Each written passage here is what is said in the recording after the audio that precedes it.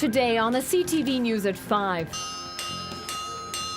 Celebrating Family Day in southern Alberta. Plus, Rick Hansen's Relay for Life hits Lethbridge again. In sports, the highlights and hijinks of the Hurricanes' 2012 skills competition.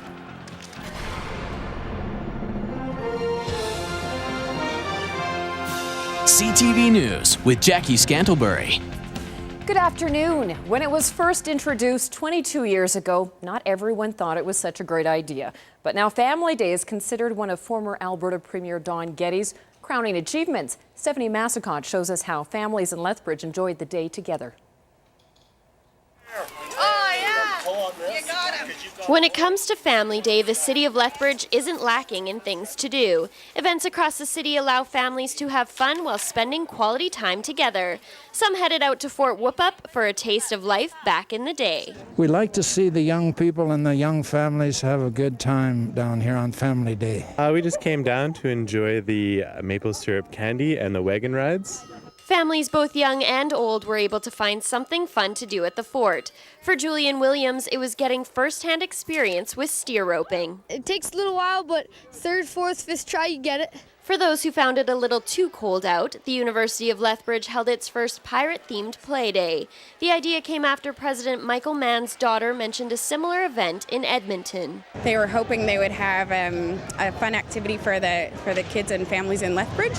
I suggested maybe a play day here, so the idea kind of took off and they've planned it, and it's really amazing. Best feedback is the smiling faces of the kids. They're having a great time, and then I look over and I see the smiling faces of their parents. So I think the feedback's terrific. Alberta was the first province to hold Family Day back in 1990. It's supposed to reflect the values of home and family that were important to the pioneers that founded this province. And as you can see, just a great excuse to have fun with the family. Stephanie Massicott, CTV News, Lethbridge. Thanks, Stephanie. Family Day is celebrated here in Alberta, in Saskatchewan and Ontario. Next year, British Columbia will introduce the holiday. And for Manitobans, it's Louis Riel Day. Well, despite the Family Day celebrations, new research says people living in Alberta aren't getting enough quality time with their loved ones. Research compiled by the Parkland Institute says Alberta's fast-paced economy and low rate of unionization are partly to blame. It says Albertans have around 5 hours a day of leisure time, and that's the lowest in the country. Albertans are the second lowest when it comes to their sense of community involvement, feeling only marginally more part of their community than people living in Quebec. Families say the key is to make time for each other. The Parkland Institute also says Canadians get far less vacation time than workers in most developed countries and end up working nearly 2 more months a year. Well, it's been an exciting and emotional day for a group of Southern Albertans who've been chosen to take part in the Rick Hansen Relay. It's day 181 of the Cross Canada Journey. Terry Vogt was in Coaldale today, where Family Day celebrations were highlighted by the opening of a new community centre, and some relay participants remembered back to Rick Hansen's first visit 25 years ago. In Coaldale, Family Day began with a pancake breakfast, hay rides, and street hockey for the kids. And it also marked the official opening of the Hub, a new community center. Family Day and the Man in Motion anniversary tour and the grand opening of our newest building in Coaldale, so it's a terrific day. These are all people who are inspiring in their own rights. The celebration of spirit, dedication, and community comes 25 years after Rick Hansen wheeled through Coaldale as part of his Man in Motion tour.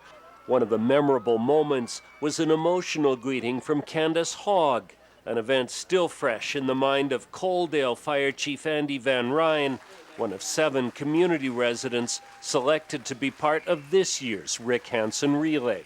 Fire departments, we work with muscular dystrophy as one of our charities, and Candace Hogg has done stuff with the fire department back in those days, and I knew her, so I thought that was pretty exciting that, you know, she got that emotional when Rick Hansen came into town and she got to meet him, and that was pretty awesome.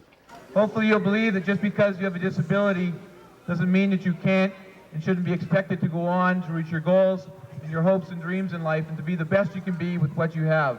In the quarter of a century since his tour, Rick Hansen has generated more than $200 million for spinal cord injury-related programs. And his iron will and perseverance continue to inspire people, those with and without disabilities. He said, there's 7 billion people in the world and there's 7,000 metal bearers across Canada. He says, so today you are one in a million. He says, so go out and spread your message. And, I love helping people out in my job, and that's the message I like to get out too, is, everybody needs someone to help them out. 25 years ago, Rick Hansen made a lasting impression on many people in this community. Now there's a whole team of difference makers carrying the medal and spreading Rick's message that anything is possible. Terry Vogt, CTV News, Coaldale. 7,000 Canadians were chosen to take part in the relay, and among them, our very own Dory Rossiter and Kayla Carr. They were both selected for their roles as difference makers. Both Dory and Kayla give back to the community in a number of ways, including volunteering. We're so proud of them. The relay will continue in southern Alberta tomorrow, and CTV Lethbridge's Terry Vogt will be taking part.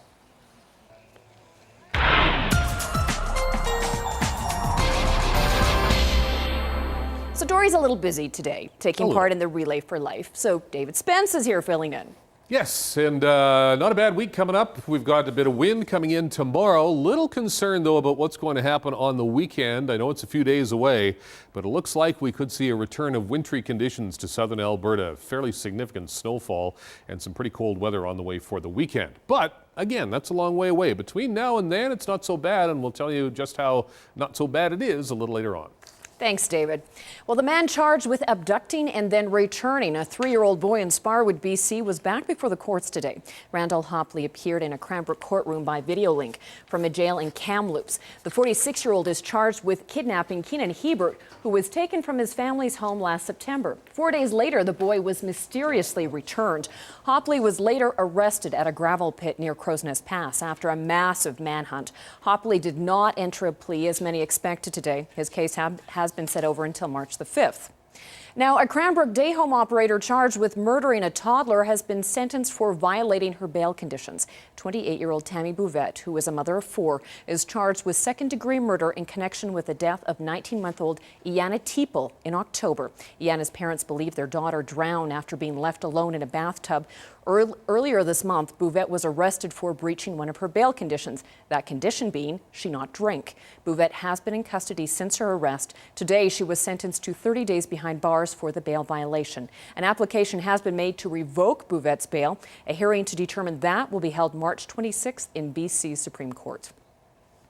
Lethbridge Regional Police have charged 2 men following a drug distribution investigation. Last week, officers from Calgary found 7 ounces of cocaine worth around $20,000. The men were arrested in Lethbridge on Friday. 32-year-old Christopher Matthews and 34-year-old Robert McPherson, both from Lethbridge, are charged with possession of the proceeds of crime and possession of a controlled substance. Now, 3 people have been charged after Lethbridge police found a loaded handgun, oxycodone, morphine, and cocaine inside a home on the city's west side. 21-year-old Samantha Hattersley, 25-year-old Pierce Gooseford, and 27-year-old Danielle Connon are all facing drug-related charges. A 21-year-old man will appear before a provincial court in March to answer to sexual assault charges. Police have charged Travis Calfrope and say Saturday's early morning attack in North Lethbridge was not random. He'll appear in court on March the 6th. And the collection at the new Vimy Ridge Armory War Museum continues to grow. The room is filled with artifacts from post and present conflicts. All of the items have been donated by families of fallen soldiers, including letters, uniforms, and photographs, and put on display in a room at the armory that is open to the public. Staff say they hope to continue to grow the museum out of respect for those who have served. Now, according to Agriculture Canada, almost all Canadian farmers can look forward to good times for up to the next 10 years. The average farm income set new records in 2011. This year, total family income is forecast to be 27% above the last 5-year average. Ag Canada says it's due to increasing global demand for feed grains, high oil prices, moderate Canadian population growth, as well as a strong Canadian dollar. The department expects those factors to remain stable for the next decade. And turning to business news, North American stock markets were closed today, but most of the major world markets were up as traders look for positive developments in the Greek bailout saga.